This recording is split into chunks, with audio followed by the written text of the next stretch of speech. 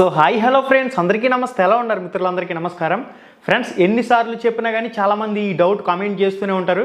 Friends, టెట్లో ఎన్ని మార్కులు వస్తే ఎంత వెయిటేజీ కలుస్తుంది అనే దానికి సంబంధించి ఎన్నిసార్లు చెప్పినా కానీ చాలామంది అడుగుతూనే ఉన్నారు. దీని గురించి క్లారిటీగా ఈ వీడియోలో మనం డిస్కస్ చేద్దాం.